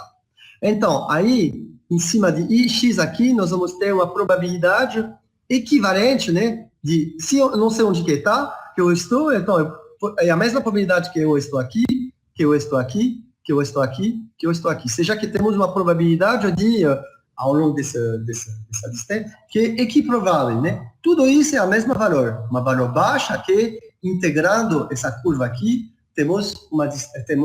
se você está integrando essa curva aqui, você vai ter uma surface de 1, mas tudo liso, tá? Então, o robô, ele não está sabendo, então ele vai assumir que tudo está equiporável. Temos 0,01 de probabilidade que estamos entre aqui e aqui, né? Por que 0,01? Porque imagino, por exemplo, que temos uma distância de 10 metros aqui, e se estamos digitalizando isso, né? Não, se estamos integrando isso, nós vamos ter uma probabilidade de 1 de estar nesse lugar, então fica 0,01 mais ou menos, tá? Não é 0,5, né? Mas é equiprovável, tá? De lá, o que vai acontecer? O robô, ele vai, não sabe onde que ele vai olhar. Ele está detectando um pilar, né? Ele está vendo um pilar nessa distância. Então, ele vai falar que com o laser dele que detectar, ele está detectando o laser, e na atividade 3, que você não fiz, mas que eu expliquei como fazer, que era de detectar o mesmo lugar e de ver como que estava, essa distância vai variar, então, um pouquinho. Então, aí, na média, todas as distâncias com esse laser, ele vai detectar uma certa distância e vai ter um desvio padrão nessa distância, né, de mais ou menos aqui, que vai depender disso. Então, uma vez que você fez isso experimentalmente, você tem uma gaussiana em referência a uma distância, que é o caso aqui. Então, esse robô vai detectar esse pilar, ele vai ter uma estimativa de uma gaussiana para esse pilar. Mas essa gaussiana significa que eu vou ter uma média, um desvio padrão de leitura, seja que se eu estou vendo um pilar, eu estou aqui, nessa distância média, com um desvio padrão de tanto, mas, olhando a mapa, né? Mas pode ser que também eu seja na frente desse pilar, eu não sei. Então, eu vou colocar a mesma gaussiana aqui, na frente desse pilar, dentro da mapa. Mas também aqui, mesma coisa. Seja, estamos vendo que ele está na frente desse pilar aqui, mas não sabemos se é esse pilar, o robô não está sabendo se é esse pilar, ou esse pilar, ou esse pilar. Então, está provavelmente aqui, do mesmo jeito que está aqui, do mesmo jeito que está aqui. Seja que essa distância aqui vai baixar e a surface aqui vai aumentar de vez em relação a essa gaussiana que vem da leitura, né? Mas não vai ser uma gaussiana completa, a mesma, vai ter que dividir a surface, né? Do mesmo jeito, entre isso e isso, porque ele vai detectar o is, não sabemos, tá? Então, o robô não está sabendo de que está, equiprovável. Ele está abrindo os olhos, está vendo um pilar. Talvez eu estou aqui, se eu estou olhando a mapa, eu estou a tal distância do pilar, então, é isso, eu estou aqui. Mas, peraí, tem uma mapa aqui, tem um pilar assim, aqui também. Então, talvez eu estou na frente desse pilar e não desse pilar. Então, eu vou colocar também essa gaussiana na frente disso. Essa gaussiana na frente disso. Tá? Beleza. E tem que ser equiprovável, então vai ter que normalizar isso para poder realmente que a integral de tudo a surface debaixo dessa, a surface ali meio amarela, né, meio vermelho aqui, não sei qual é a cor aqui, meio laranja, né, a surface laranja faz 1, né, porque é probabilidade, tá? Beleza? Então, ele vai ver, vai colocar uma média, um desvio padrão aqui, média, desvio padrão aqui, média, desvio padrão aqui, e normalizar tudo. Seja que nós vamos ter essa coisa aqui, a distribuição vai ser assim. E de lá ele vai passar no ACT. E no ACT, o robô vai andar de 1 metro. O robô andar de 1 metro significa que, lendo os encoders, que são muito ruins, ele está sabendo que quando ele está andando 1 metro, a probabilidade de saber onde que ele está vai começar a diminuir muito, porque o mais que ele vai andar, o mais que o ruído vai se propagar, a propagação que a gente viu. Então, o que nós vamos fazer? Nós vamos considerar a média aqui, né? A média da leitura de onde que está, e nós vamos, como se o robô estava aqui, e o robô está aqui, ele vai andar, do jeito que ele vai andar, a probabilidade de, sabemos que nós vamos ter que ter um modelo de propagação do erro do encoder, ou seja, fazer alguns testes de cada vez que eu estou andando 1 metro, 10 vezes, 1000 vezes, vamos lá, eu vou ver que eu estou uma vez é 1 metro, uma vez 1 metro 5, uma vez é 98 centímetros, tudo isso, vai permitir de fazer uma média e o desvio padrão, do mesmo jeito que vocês não fizeram na atividade 3 por laser. E depois de avançar, o robô, então, ele vai sabendo que ele estava aqui, aqui ou aqui, então ele vai avançar e vai ter uma degradação da crença de onde que ele está, se ele estava aqui. Mesma coisa que se ele estava aqui depois de avançar no médio, vai ter uma degradação de onde que está. E mesma coisa que para essa coisa aqui. Então, e aí nós vamos ter outra distribuição da crença de onde que ele está, né? O robô depois do acto, e nós vamos ver que ela é menos precisa, né? Mas usando o conhecimento a priori do robô, ou seja, essa curva aqui que estava aqui, e a curva nova, nós vamos poder ver que a probabilidade de estar nesse lugar, sabendo que a probabilidade de estar nesse lugar, sabendo a probabilidade de estar a um lugar, quer dizer, sabendo que a gente tinha essa coisa anteriormente, então, seja fazer uma fusão dessas duas curvas, azul e laranja, nós vamos estar capazes de estabelecer, depois de fazer uma leitura de novo, né? Desculpa, vou falar de novo. A gente tinha, a priori, a posição de estar aqui, ou aqui, ou aqui. Então, o robô vai andar, seja que esse conhecimento vai ser propagado e nós vamos ter menos, nós vamos avançar de 1 metro essa curva inteira, 1 metro, mas com uma certa probabilidade, seja que essas gaussianas vão baixar, vão ficar mais baixas e mais gordas. Aqui vai subir também um pouquinho, porque a surface é por fazer né? Então vai andar. Ele vai andar de 1 metro, degradando o conhecimento a priori de onde que está, tá? Beleza?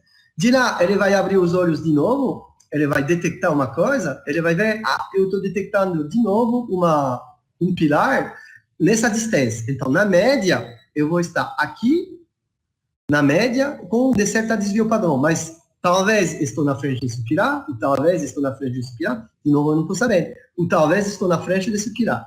E daí, ele vai ter um certo belief de onde que ele está, e nós vamos poder fazer o seguinte, fazer uma fusão do laranja com o azul, ou seja, laranja é a posição que ele viu, o que ele está vendo, com a posição de onde que ele estava achando que estava. E a partir desse momento, nós vamos fazer essa fusão de informação e o belief vai ser acrescentar. Seja que, se você faz um merge do azul, a quantidade de azul que está aqui com esse laranja, o aqui com esse laranja, azul com esse laranja, o aqui com esse laranja, o aqui com esse laranja, o aqui com esse laranja, vocês vão ver que vocês estão sentindo uma fusão, seria de usar a informação, vocês estão vendo que a quantidade de energia, a quantidade de informação que temos está maior aqui, e nós vamos ter um pico na probabilidade aqui que está maior, significa que realmente, na verdade, não é menos provável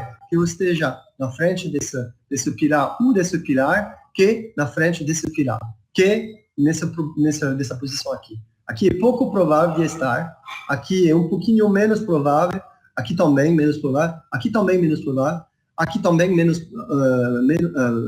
menos provável que aqui. Aqui é realmente onde que temos um pico de probabilidade. Então, provavelmente, o robô está aqui. Tá? Tá claro para todo mundo? Então, vamos ver como que faz isso. No caso que o robô está conhecendo a posição inicial, seja o robô, sabemos onde que o robô é, porque ele está no docking station, ele está carregando. Então, seja, ele está na parte da parede, gruda da parede, onde que tem a tomada. Nesse lugar, sabemos onde que está dentro da... Então, a probabilidade aí, a x0, é muito grande. Sabemos muito bem onde que está, viu? É uma posição, nem tem uma gaussiana, é uma certidão, né, sabe? Aí o robô sabe onde que está. Ele vai andar só com a odometria, com o modelo de odometria, ele vai andar de 1 metro. Se ele anda de 1 metro, viu? Essa não está, talvez ele está aqui, ou talvez ele está aqui, não sabemos exatamente. Então vai ter uma certa gaussiana. Se ele continuar a andar, vai ser pior, porque se ele estava aqui no X1, se ele estava aqui no X1 em vez de estar aqui, ele vai avançar, continuar a avançar uma certa distância. Então, em vez de cair exatamente essa distância, ele vai cair, viu? Está começando a se degradar. Vai até X3, e aí nós vamos ter um ruído muito grande, seja que a probabilidade de estar aqui, viu? Está menos provável, na média ele vai chegar aqui, porque aqui andamos de 1 metro, na média vai ser 1 metro com desvio padrão. Depois andamos de mais 1 metro, então, mais o desvio padrão vai aumentar. Aqui nós vamos andar de novo de 1 metro, então na média nós vamos estar aqui, mas nós vamos ter um desvio padrão que faz que não estávamos sabendo exatamente onde que está, tá? Beleza? Depois de 3 coisas. E a partir desse momento, ele vai fazer, viu? Então tá bem ruim, né? A posição, né? Ele está aqui, mas pode ser que ele seja esse 3 metros, mas pode ser que ele seja nessa posição aqui, seja em 4 metros, ou que ele seja a 2 metros.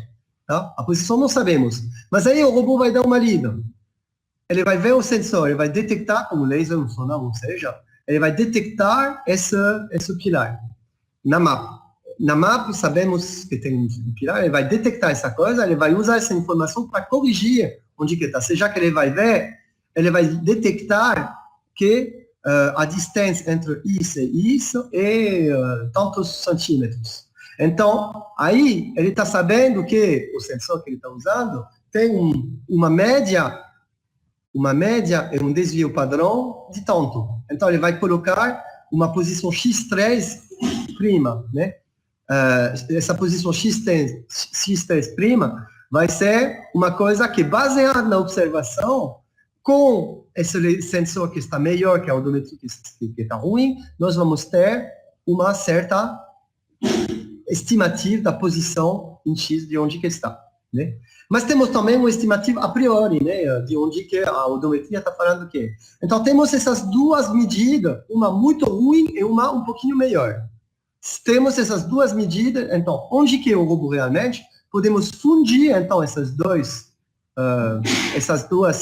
medidas, né, para poder colocar na média, viu, média ponderada significa que ele vai ser mais perto disso, porque tem uma probabilidade melhor, né, ele vai ser mais atraído pela gaussiana grande e fina que a baixinha gorda, né? Mas ele tem uma influência dessa gaussiana baixa baixa e gorda. Então vai ter uma coisa, seja que ele vai ter uma melhor certidão sobre a posição X segundo, 3, que seja aqui que vai ser uma melhor estimativa de onde que o robô realmente é.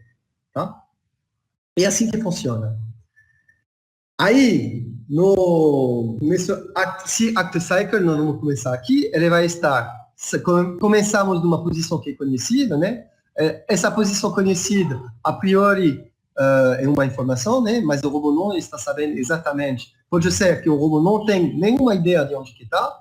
Ele vai andar em certa quantidade de distância, usando a odometria, os encoders, nós vamos andar e colocar os motores essa posição, ele vai andar, então ele vai ter uma posição baseada no modelo da odometria, predição de onde que está, modelo da odometria que a gente viu que está muito ruim depois de um certo momento, mas é uma coisa que nós vamos guardar aqui. E também ele vai ter essa mesma predição, ele vai colocar isso para se localizar dentro da mapa, né? Ele vai ver onde que está, mais ou menos dentro da mapa. Ele vai achar que está aqui na mapa, né? A mapa que já está dada. Aí ele vai fazer uma observação e essa observação baseada na mapa, se eu estou aqui, eu estou a qual distância desse landmark, ele vai ver. Tá? E aí o robô real vai usar a câmera, o laser, ou seja, para poder ver onde que está esse obstáculo, esse landmark. Ele vai comparar o landmark que ele está vendo ao landmark que ele está vendo a partir da mapa. Essa diferença de distância vai ser corrigindo, vai ser usado para corrigir, vai ser usado para ser corrigido, para colocar dentro do map update, e onde que vai ser fundido a predição que eles tinham a partir do modelo da odometria com a coisa que eles estão vendo. Essa vai ser uma estimativa corrigida, né, da posição real do robô, que vai ser usado para poder andar e para poder refazer o ciclo. Tá? Beleza? Esse é um jeito probabilístico de estabilizar a localização baseada na mapa. Tá? Como que eu falei, podemos ter uma hipótese contínua de distribuição, né? Seja temos uma gaussiana, né? Essa distribuição gaussiana é definida por a variância média, usando uma hipótese única, single hipótese, nós vamos ter, essa vai ser eficiente porque temos só 2 parâmetros, mas o problema é que temos que ter um conhecimento a priori mais preciso de onde que o robô está. E nós vamos rastreando essa hipótese single, única, rastreando ela e tentar corrigir, baseado na mapa, tentar corrigir ela quando estamos chegando nessa coisa aqui, né? Ou seja, nós vamos rastreando o robô, andando, com a probabilidade que está descendo ao longo do caminho que está descendo, mas quando o robô está vendo um landmark, nós vamos ter essas 2 gaussianas e nós vamos poder corrigir o belief, seja a crença de onde que o robô está, fundindo esse rastreamento da gaussiana de onde que está andando baseado na odometria com os valores que vêm da leitura do ambiente do robô real, com laser, por exemplo, um sonar. Então, e corrigindo esse estimativo dentro da mapa de onde que o robô está achando que está. Tá, beleza? Isso nós vamos fazer, mas pode ser que o robô não tenha noção nenhuma de onde que está, né? O robô não tem noção nenhuma de onde que está no início. Então, nesse caso, temos que ter uma múltipla hipótese, seja baseada na mapa. Talvez eu estou aqui, talvez seja começando com eu não sei onde que estou, eu posso estar em qualquer lugar. Depois de perceber uma coisa, um landmark, eu vou ter essas múltiplas hipóteses, né? Está aqui, aqui ou aqui. E aí, andando e observando, degradando, e aí fica a mesma coisa, degradando do mesmo jeito que na hipótese única, eu vou rastrear múltipla hipótese, degradando elas para poder ter uma estimativa baseada na odometria de onde que eu estou, mas talvez eu estou aqui, talvez eu estou aqui, e talvez eu estou aqui. E depois de ver que o robô real está vendo uma coisa, eu usando a mapa, eu estou vendo que, na verdade, eu estou detectando isso, um pilar agora, então talvez eu estou aqui, talvez eu estou aqui, talvez eu estou aqui, e fundindo essa observação com o estado de degradação da odometria, eu vou poder me localizar melhor do jeito que está aqui. Né? Okay? Mas ainda eu tenho algumas múltiplas hipóteses. É provável que eu estou aqui, mas talvez não é tão provável, talvez estava também provável que eu estava mais por aí. E aí vai ter essa combinação de coisa onde que pode ser que você está errado, mas de pouco a pouco, normalmente, se você selecionou certo, se o algoritmo selecionou certo, automaticamente, a um momento, vai aumentar mais essas coisas e diminuir mais ainda essas coisas aqui. Não? Então, ficar andando, você vai ficar de mais a mais certeza que você está em um certo lugar. Tá? Essa é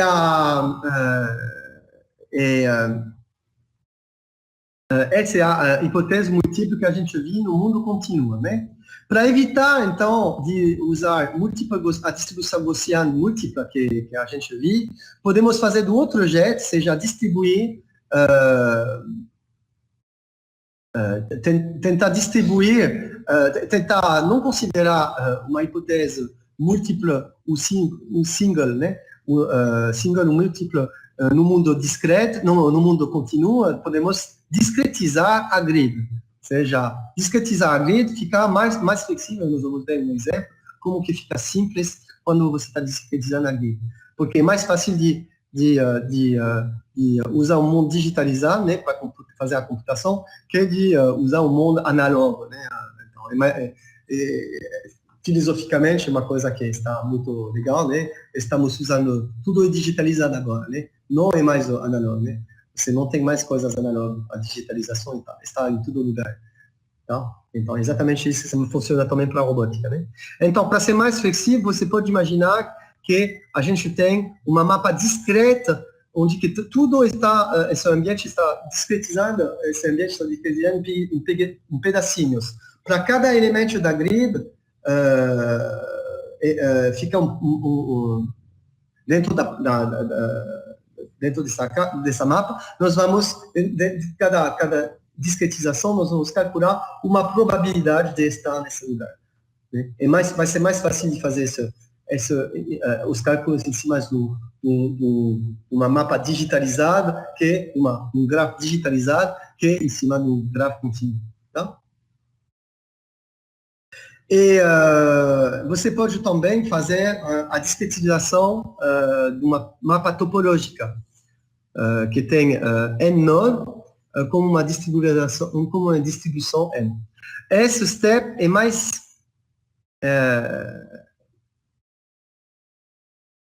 adequado para... É a mesma coisa, é a mesma diferença entre uma mapa métrica que tem uma mapa topológica. Seja que você não vai ter precisão sobre onde que você é, mas você vai ter possibilidade de falar, por exemplo, que eu estou com mais probabilidade de estar dentro da cozinha com minhas observações, que estou na sala da televisão, que estou no corredor, que estou na sala no banheiro, que estou aí. Isso vai ser uma coisa assim, onde você vai atualizar. Então, mapa topológica, seja, se aplica mais na definição de o robô não sabe mais onde que ele está, mas baseado nas observações que ele está, baseado no movimento que ele estava fazendo, topologicamente ele está acreditando mais que está dentro da cozinha que dentro da sala. Mas não é suficiente, né, de saber isso, porque não está você está na cozinha. Onde na cozinha, você tem que usar as outras coisas. Porém, do plano estratégico, né, é uma coisa que é importante para as partes mais superior cognitivas, saber que está na cozinha, né, já é uma informação mais importante que saber que isto é mais fácil de lidar com. Estou na cozinha, eu quero assistir televisão, que a televisão está dentro da sala, é mais fácil do ponto de vista de inteligência artificial, de estratégia, de falar, se você está na cozinha e você quer assistir a televisão na sala, você vai ter que sair no corredor para poder ir depois do corredor dentro da sala de estar, onde que vai ter o sofá para poder sentar na frente do sofá e ver a televisão. Então, essa parte é bom para poder definir a estratégia de onde você quer ir. Tá? Beleza. Então, olhando isso, se você está numa hipótese single, como uma mapa contínua, nós vamos aplicar, é isso que nós vamos fazer um rastreamento da posição do robô, seja que o robô não pode ser abduzido, né? Nós vamos ter que saber no início onde que o robô está, na fase 1, para poder localizar ele melhor, usando as coisas, usando as leituras do laser e tudo isso, localizar dentro da mapa, mas usando o filtro de Kalman. Então, single hipótesis, filtro de Kalman. E aí, se você está olhando, é uma coisa que eu vou mostrar para vocês como fazer mais avaliação mais sobre essa parte aqui.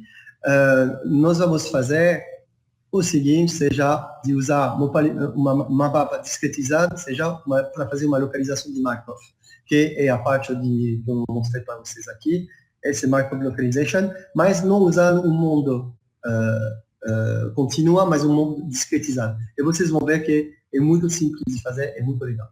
Tá? Bom, tem drawback, obviamente, mas é isso que nós vamos fazer. Tá? Então, em conclusão, a gente viu que tem o Act C-Cycle para a localização, onde que primeiramente o robô vai ter que olhar onde que no ambiente onde que está, ele vai achar um pilar e a probabilidade equiprovável de não saber nenhum problema, nem onde que eu estou, vai definir uma probabilidade de estar baseada na mapa aqui, aqui ou aqui dentro da mapa, ele vai andar, e se ele está andando, nós vamos aplicar essas gaussianas aqui, aqui, aqui, uma degradação dela, seguindo a propagação do erro dos encoders. Então, nós vamos ter depois do act, uma acumulação do erro dos encoders que faz que sabemos com menos certidão que estamos ou aqui, ou aqui, ou aqui, e de lá ele vai fazer de novo uma act C. Então, depois do act nós vamos fazer um C, depois desse C nós vamos ter uma leitura que nós vamos poder, que vai falar, eu estou vendo pilar, então eu estou baseado na mapa, ou eu estou aqui, ou eu estou aqui, ou eu estou aqui, e usando a fusão dessas duas probabilidades, né? Eu estou aqui, qual é a probabilidade de estar aqui sabendo que eu estava aqui, né? Então, fica uma fusão e nós vamos ter uma probabilidade maior de estar na frente desse pilar, na verdade. E aí, pronto, estamos usando o update do belief e continuando e reiterando para poder saber com precisão até melhor onde que estamos. Tá bom? Tá bom, gente? Eu queria fazer mais um, mas tem 8 minutos. Eu não vou fazer o filtro de base para você em 8 minutos. Então, você vai chegar para a próxima vez. Eu vou tentar acabar o semestre em tempo, mas com o problema é que a gente começou a atrasar e tinha alguns problemas que tinha, né? A gente tinha terça-feira era feriado, que não era para ser, porque eu não tinha visto que era feriado, não estava escrito que ia ser feriado. Eu vi isso só essa semana, então perdemos mais uma aula. Então nós vamos ter que dar um gás para acabar, tá? Porque estamos na localização mapa aqui, a gente fez isso e isso, que eu vou liberar agora. Eu queria fazer isso também, né? E na verdade isso, né?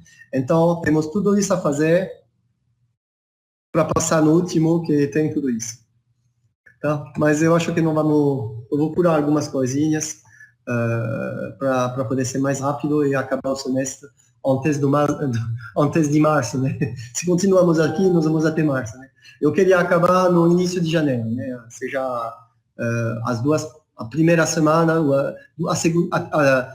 na segunda semana de janeiro acabar com as aulas, né? Porque vai ter, o semestre acho que acaba dia 15, então vai ter que dar um gás. Tá beleza, gente? Então, por favor, tenta fazer o máximo possível para acabar as atividades, né? Claro que vocês podem se ajudar entre vocês, né? Para fazer as coisas. O importante é de entender a filosofia atrás e é assim que nós vamos, que eu vou poder avaliar vocês. Tá bom, gente? Então, bom final de semana para vocês e até terça-feira.